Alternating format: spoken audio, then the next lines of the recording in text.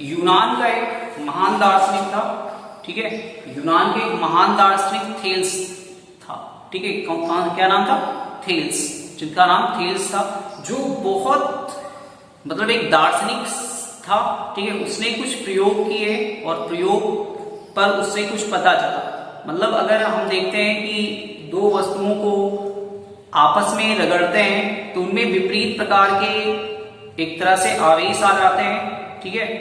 या आपने प्रयोग के आधार पे देखा होगा कि जब भी आप किसी कागज के छोटे छोटे टुकड़े करते हैं, ठीक है, और अपने जो स्केल है वो अपने सर पे लगाते हो या सर पे घिसते हो, उसके बाद उस स्केल को कागज के टुकड़ों के पास ले जाते हो तो एक दूसरे की ओर आकर्षित हो जाते हैं, या कह सकते हो कागज का टुकड़ा जो है उस जो स्केल है आपकी उसमें चिपक जाता है, नहीं चिपक जाता?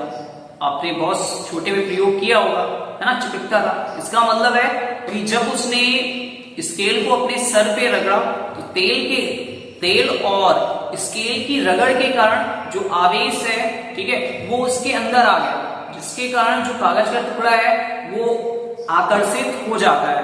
क्या हो जाता है?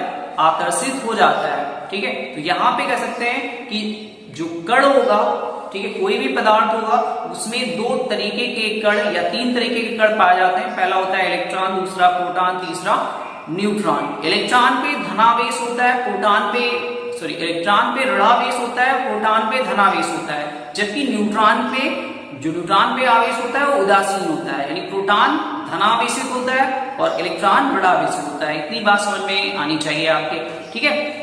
तो उस थेल्स नामक वैज्ञानिक ने बहुत सारे प्रयोग किए, या थेल्स नामक दार्शनिक ने बहुत सारे प्रयोग किए और उसने पता लगाया कि कहीं ना कहीं जो प्रकृति में पाए जाने वाले कण हैं वो दो प्रकार से होंगे, ठीक है, यानी दो प्रकार का व्यवहार करते हैं, ठीक है। एक तो धनात्मक होता है और दूसरा ऋणात्मक होता है, जिसके कारण अगर धनात्मक और ऋणात्मक पास पास आते हैं तो एक दूसरे को आकर्षित करेंगे, और अगर ऋणात्मक और ऋणात्मक या धनात्मक आएंगे तो एक दूसरे को क्या करेंगे? प्रतिकर्षित करेंगे, ठीक है। तो बात आती है वैद्युत आवेश क्या होता है, यानी आवेश। तो आवेश की आपको डेफिनेशन बताते हैं, यानी किसी वस्तु में उपस्थित कुल इलेक्ट्रॉनों या प्रोटॉनों की संख्या को वैद्युत आवेश कहते हैं। क्या कहते हैं? वैद्युत आवेश। जैसे आपने पढ़ा है, केमिस्ट्री में पढ़ा है 9th में कि कोई भी पदार्थ होगा उसमें इलेक्ट्रॉन होंगे, प्रोटॉन होंगे, न्यूट्रॉन होंगे, है ना, होंगे नहीं होंगे? प्रोटॉन पे धनावेश होगा, इलेक्ट्रॉन पे ऋणावेश होगा, जाहिर सी बात है। या तो कोई भी पदार्थ है उसके बीच में नाभिक होगा और इलेक्ट्रॉन जो होंगे वो उस नाभिक के चारों ओर चक्कर लगाते रहेंगे, और जो नाभिक होता है उस पर धनावेश होता है और इलेक्ट्रॉन पे ऋणावेश होता है, इसी कारण वो नाभिक के चारों ओर चक्कर लगाते हैं। जबकि यहाँ पे पढ़ना ये है विद्युत आवेश। विद्युत आवेश का मतलब होता है किसी पदार्थ में या किसी वस्तु में उपस्थित कुल इलेक्ट्रॉनों या प्रोटॉनों की संख्या को वैद्युत आवेश कहेंगे। फार्मूला लिखते हैं Q बराबर Ne, ठीक है, जहां N है इलेक्ट्रॉनों की संख्या, E है जो इलेक्ट्रॉनों का आवेश या प्रोटॉनों का आवेश, और Q है वैद्युत आवेश। समझ में बात आई? यानी किसी भी पदार्थ में उपस्थित कुल इलेक्ट्रॉनों या प्रोटॉनों की संख्या को वैद्युत आवेश कहते हैं, ठीक है। या आप ऐसे कह सकते हो I बराबर Q बराबर I T, ये पढ़ा है। किसी भी परिपथ में बहने वाली धारा तथा समयांतराल के गुणनफल को वैद्युत आवेश कहते हैं। इतनी बात समझे? ये जो फार्मूला लिखा है ये भी बहुत दूर है, अभी हम वैद्युत आवेश प्रोवाइड करेंगे, उसके बाद धारा प्रोवाइड होगी, ठीक है। यानी ये डिफिनेशन सबके समझ में आई। जो Q होता है इसका जो मात्रक होता है वो कूलाम होता है। क्या होता है? इसका मात्रक कूलाम होता है, क्योंकि जो वैद्युत आवेश की सबसे पहले खोज की वो कूलाम ने की, ठीक है, इसलिए यहाँ पे कूलाम मात्रक से इसको लिखा जाता है, ठीक है। अब बात आती है आवेश कितने प्रकार के होते हैं? आवेश दो प्रकार के होते हैं, एक धनावेशित होता है जिसको हम प्रोटॉन कहते हैं, और एक ऋणावेशित होता है जिसको हम इलेक्ट्रॉन कहते हैं, ठीक है।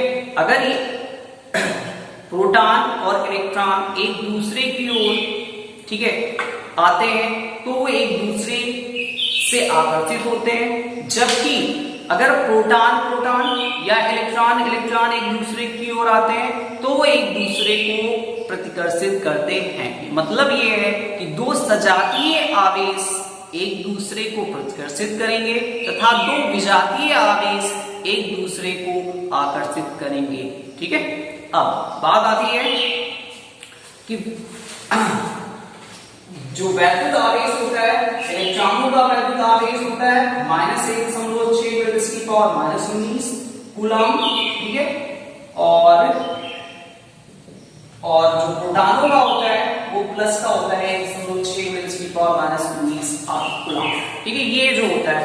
उसके बाद अगर फर्स्ट की बात करें तो धनावेशित आता है, सेकेंड ऋणावेशित जैसे आपको बताया गया, जिसमें प्रोटॉनों की अधिकता होती है। इसकी अधिकता होती है, प्रोटॉनों की अधिकता होती है, उसे हम धनावेशित आवेश कहते हैं। और जिसमें इलेक्ट्रॉनों की अधिकता होती है उसे हम ऋणावेशित आवेश कहते हैं। ठीक है, इतनी बात सभी के समझ में आई। फिर नेक्स्ट रीडिंग है विद्युत धारा। ठीक है, नेक्स्ट रीडिंग जो है वो डालते हैं विद्युत धारा। विद्युत धारा क्या है? ठीक है, विद्युत धारा अब देखिए आवेश प्रवाह के कारण परिपथ में जो भी उत्पन्न होता है उसे हम वैद्युत धारा कहते हैं। यानी किसी विद्युत धारा के सतत या कह सकते हो किसी परिपथ में एकांक समय में प्रवाहित होने वाले आवेशों को वैद्युत धारा कहते हैं। जैसे अभी फार्मूला लिखा था I/Q/T। ठीक है, इसका मतलब क्या था? इसी परिपथ में कोई आपका परिपथ है, एकांक समय में प्रवाहित होने वाले आवेशों को वैद्युत धारा कहते हैं। ठीक है, जैसे आपका कोई आपका एक परिपथ है, मान लीजिए हमने यहाँ पे एक सेल लगा दिया, ये आपका परिपथ है। ठीक है, ये आपका परिपथ है, तो जो यहाँ पे जैसे इस सेल लगा है इसका वैद्युत धारा जो वैद्युत विभव है वो E है। ठीक है, अगर आपने पढ़ा है कि प्लस सिरे पर प्रोटॉन होंगे तो प्रोटॉन क्या करेंगे? प्रोटॉन इधर की ओर गति करना स्टार्ट कर देंगे। ठीक है, ये प्रोटॉन जो होंगे वो इधर की ओर गति करेंगे और जो इलेक्ट्रॉन होंगे वो इधर की ओर गति करेंगे। ठीक है, करेंगे नहीं करेंगे? बीच में खाली गैप है। क्या है? खाली गैप। और खाली गैप होने पर आपको पता है आवेशों का प्रवाह नहीं हो सकता ना। तो कहीं ना कहीं अब जो प्रोटॉन होंगे वो इलेक्ट्रॉन की ओर जाना चाहेंगे और इलेक्ट्रॉन जो होंगे वो प्रोटॉन की ओर जाना चाहेंगे नहीं चाहेंगे। अब बात आती है कि प्रोटॉन अगर इधर से इधर बह रहे हैं, ठीक है, प्रोटॉन जिस ओर बहते हैं, प्रोटॉन जिस ओर प्रवाहित होते हैं धारा उस ओर प्रवाहित होती है, जबकि इलेक्ट्रॉन जिस ओर प्रवाहित होते हैं उसकी विपरीत दिशा में धारा प्रवाहित होती है। तो इलेक्ट्रॉनों की दिशा ये है तो धारा की दिशा इधर की होगी, है ना। ये इतनी बात समझ में आ रही है। ये अगर प्रोटॉन इधर प्रवाहित होते हैं तो धारा भी है इधर प्रवाहित होगी। अगर इलेक्ट्रॉन इधर से प्रवाहित होंगे तो वैद्युत धारा उसके विपरीत प्रवाहित होगी। ठीक है, चाहे इलेक्ट्रॉन प्रवाहित हो या तो अगर यहाँ पे मान लीजिए प्रोटॉन नहीं प्रवाहित हो रहे, ठीक है, इलेक्ट्रॉन ही इधर से इधर प्रवाहित हो रहे, तब भी धारा प्रवाहित होगी। यानी इलेक्ट्रॉनों या प्रोटॉनों के प्रवाह के कारण परिपथ में धारा उत्पन्न होती है। इसके कारण कौन होती है? इलेक्ट्रॉनों या प्रोटॉनों के प्रवाह के कारण परिपथ में वैद्युत धारा उत्पन्न होती